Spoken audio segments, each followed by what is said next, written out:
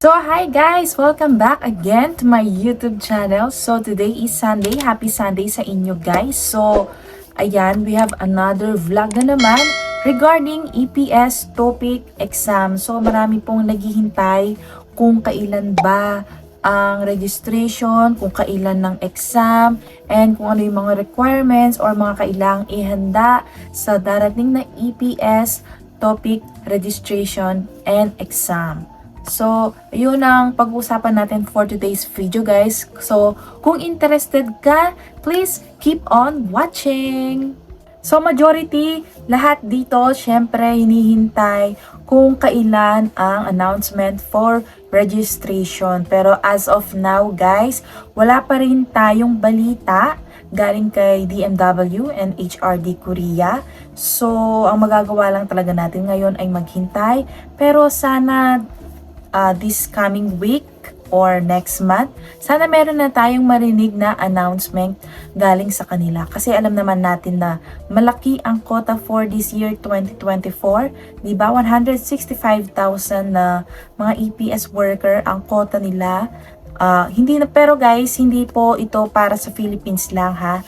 16 to 7 countries po nakalaan yung 165,000 na quota na yun. So, hati-hati yon, depende kung ilan sa Philippines, sa Vietnam, sa Thailand, sa Cambodia. Ganon. So, hindi po para sa Philippines lang yung 165,000 na quota na yon. Okay? So, ang tanong, di ba, kung kailan ang registration. So, hindi po natin alam yan. Pero pag-uusapan natin kung ano yung mga requirements, kasi alam ko naman sa inyo ay nagre-review na ngayon, di ba? So, baka ready na kayo sa EPS topic exam. Sa registration, hindi pa kayo ready. So, baka wala kayo ng mga ganito or hindi nyo pa alam kung qualified kayo or hindi. So, yun ang pag-uusapan natin ngayon, guys. Since wala pa nga announcement galing sa DMW and HRD Korea, magbe-base tayo dun sa last announcement nila, yung KLT 20. So, paalala lang guys, last year to na announcement nila. So, dito tayo magbe-base kung ano ba yung mga requirements and ano yung mga qualification na kinakailangan para makapag-register ka for EPS topic exam. So, hindi po ito latest memorandum or announcement, okay? So, last year pa to guys. So, ayan, KLT 20 po ito. So, dito muna tayo mag-base guys. And, i-assume natin na maybe same pa rin this coming KLT 21. So, ang registration guys, meron din itong quota. So, hindi ito only registration, okay? So, dito sa announcement or post nila last year for KLT 20, so 3 days ang inilaan nila. And ang quota nun guys is 30,000 applicants lang. So, meron din itong oras. So, nag-i-start ang registration from 8 a.m. to 5 p.m. So, ang tips ko lang sa inyo guys, kailangan na mabilis din ang inyong internet. So, nakasaad din kasi dito guys na first come, first serve basis sila. So, kailangan din na mabilis yung inyong mga internet na ginagamit. So, pag-usapan natin guys, yung qualifications and requirements for EPS topic registration. So, unahin muna natin yung mga qualifications. So, dito tayo magbe-base guys ha, dun sa last nilang announcement. Okay? So, ito ang nakasaad. Number 1, between 18 to 30 years old. So, not exceeding 38 years old on the date of exam. So, ayun guys, ang pangalawa, have not stayed in the Republic of Korea for 5 years or more. And pangatlo, have not stayed in Korea under E9 and E10 visa for 5 years. And next, no derogatory record, not convicted of a crime punishable by imprisonment or a more severe punishment. Panglima, no record of deportation or departure orders from the Republic of Korea. And pang-anim, not restricted to depart from the Philippines. Pang-pito, no physical and medical handicaps that will hamper work efficiency. Example, Ishihara deficient or color blindness, sleep disc, and finger amputation, etc. So, marami pa siguro guys. So, etc. kasi nakalagay dito. And number 8, no tuberculosis history. And pang 9, not colorblind. So, itong dalawang huli na ito guys, yung no history of tuberculosis and not colorblind, dito talaga sila mahigpit. So, ayun guys. So, make sure na alam nyo iyon. And then guys, ang nakalagay dito naman, application should fill up all related data fields requested by the system and must attach the following. So, ito yung mga requirements na kailangan ready na kayo ngayon guys. Kailangan na i-ready nyo na ito. So, una, scan copy of the first page of the passport, data page only. So, yung may data, yung name nyo, yung may picture, and yung may birth date. So, kailangan din guys na malinaw yung scan na yon, okay? And then, yung size ng scan copy ng inyong first page of passport is kailangan JPG format with the size of 1 MB. Kailangan guys, scan yun ha, kasi ang nakalagay dito, pictures taken through cameras or smartphone will be rejected. So, kung galing lang yun sa phone ninyo, pinicturean nyo lang, and then pinrint or final nyo into JPG format, mare-reject ang inyong application. Ang next requirement guys is ID picture. So, ito ang nakalagay. ID picture in accordance with the detailed picture regulation of Korea. So, meron talagang exact na regulation sila and size na kailangan ninyong sundin. So, ito ang nakalagay. Only white background. So, kung colored background ang inyong picture, hindi po iyon i-accept. Mare-reject po automatic ang inyong application. So, tandaan nyo guys na color white lang dapat ang background ng inyong ID picture. So, next naman is yung size. Dito rin sila mahigpit. So, kailangan alam nyo din to guys. So, the size should be 3.5 cm by 4.5 cm. And then, 100 up to 300 pixel and maximum of 15 KB.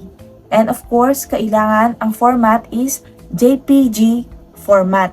So, tandaan nyo yun guys, kasi maraming mga application, kapag hindi nasunod yung ID picture size, or kung ilang KB lang, nare-reject automatic ang kanilang application. So, kailangan guys na alam nyo yon.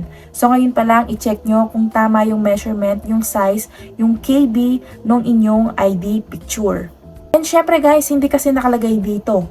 Kung kayo ay gustong mag-take ng EPS topic exam and naghihintay ng EPS topic registration, kailangan guys, ngayon pa lang, meron na kayong e-reg. So, kung wala kayong e-reg, mag-fill up na kayo ngayon. Doon lang kayo mag-visit sa site ng DMW. And makikita nyo yon e-registration. So, mag-sign up kayo doon. Kumbaga, parang resume yun guys. So, kailangan tama din lahat yung mga details na i-input nyo doon. Okay? So, kailangan magmamatch yon sa mga details ninyo sa passport. So, yun guys, kung wala pa kayong e-reg, so ngayon pa lang gumawa na kayo. So, gaya nga nasabi ko kanina guys, diba, hindi po only ang registration. So, merong allot date and time kung kailan lang ang registration. So, usually guys, 3 days lamang ang registration and meron yung oras. And meron din quota. Gaya nga na nakalagay dito sa announcement nila last year, 30,000 po na applicants ang kanilang tinanggap lang. So, kasi pag mali po or hindi tama yung mga requirements na nilagay ninyo, ay automatic mare-reject po ang inyong application. So, nakasaad din dito guys yung mga grounds for disqualification for registration. So, basahin natin. So, last year to guys ha, paalala ko lang, hindi po ito yung ngayon. So, ito po ang nakalagay. Yung first ground for disqualification in registration process is number 1, submission of false information and fake documents. Pangalawa, double registration using different credentials. Pangatlo, incorrect, wrong encoding of information or data. Pang-apat, with rejected picture as follows. Ito guys, madalas sila nagkakamali, yung mga re-register for EPS topic exam. So, kailangan guys, iwasan nyo tong mga to. So, una, with name and nameplate. So, kung yung picture nyo or yung ID picture nyo merong pangalan, disqualified na po agad yon. Pangalawa, with borderline. So, kailangan guys, walang borderline ang inyong ID picture. Pangatlo, gaya nga nasabi ko kanina, kapag merong colored yung inyong background, kung colored siya, automatic po rejected ang inyong application. Pang-apat, with headdress. So, bawal po for girls, bawal po ang merong mga ipit or headband. So, next, with stain or dirty copy. So, kailangan talagang malinis po ang inyong ID picture. Next, kasi hindi ko na alam kung pang ilan na to. So, ang next, wearing plain white clothes. So, syempre, ang background na kailangan lang is white background. Kailangan naman yung damit na suot nyo is colored. So, kung plain white po ang suot ninyo sa ID picture, may possibility po na ma-reject ang inyong application. And then next, wearing eyeglasses. So, bawal po na meron kang eyeglasses sa iyong ID picture. Next, picture shot inside view. Siyempre naman po, hindi naman po siguro tayo magpapapicture ng naka-side, yung kukunin yung angle. Charis. So, kung naka-side view po kayo, automatic po mare-reject. Kailangan talagang nakaharap lang. Focus, ganoon. And then next, ito na yung pinakalas.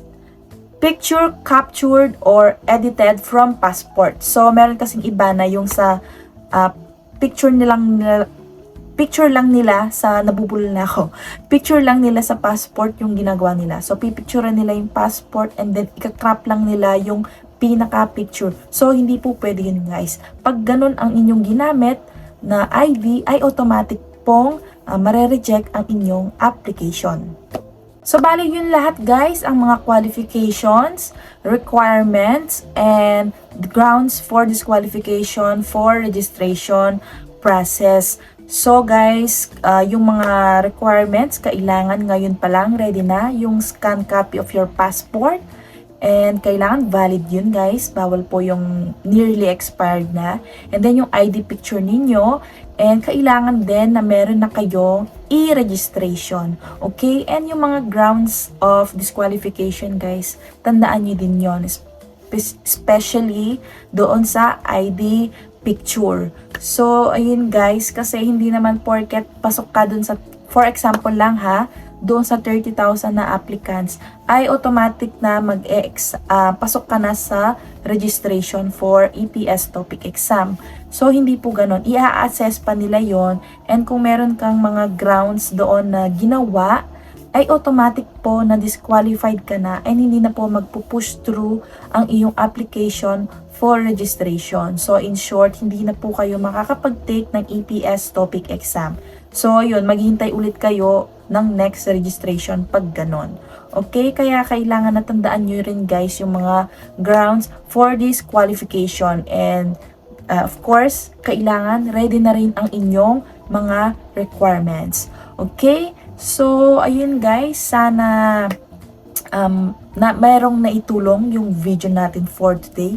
So, paalala lang guys na yung mga ito na pinakita ko or sinabi ko sa inyo is last year pa ito. So, ginawa lang natin itong basehan, di ba? So, i-assume natin na same qualification and requirements pa rin this coming KLT 21. So, okay, ulitin ko lang, last year pa ito na announcement. So, KLT 20 na announcement to guys. So, we are still waiting for KLT 20 and sana same lang din requirements, 'di ba? So, ayun guys, so ngayon na magagawa lang natin ay maghintay ng announcement for registration galing sa HRD and DMW. So, take this opportunity na mag-double time sa pagre-review and sana maybe next week or this coming months ay meron na tayong marinig galing sa kanila. So, ngayon, as of now guys, mag-focus muna kayo sa pag-aaral. Sipagan nyo sa pag-aaral. So, alam naman natin na yung iba nag-start pa lang ngayon. Huwag kayong mag-alala guys. Kung meron namang registration, meron pa kayong allot time for the test date mismo. Kasi baka yung iba isipin nila, registration ngayon, tapos after 5 days, exam na. Hindi po ganon. Usually, 1 month may higit. Minsan nga, 2 months pa. So, meron pa kayong time naman, guys. So, don't worry. So, ngayon, syempre, double time sa pagre-review kung mag-start ka pa lang. So, kung kailangan nyo ng reviewer, guys, you can message me on my Facebook page. Meron akong mga requirements. Meron akong mga reviewer na baka malaking tulong sa'yo. Ganon. So, just message me on my Facebook page. So, ayun lang guys. Sana nagustuhan nyo tong video na ito. So, give it a thumbs up. And kung hindi ka pa nakakapag-subscribe sa aking YouTube channel, please subscribe to my YouTube channel and please click the notification bell para updated ka sa mga video na i-upload ko dito sa aking YouTube channel. So, ayun guys. Thank you for watching and see you on my next vlog. Bye!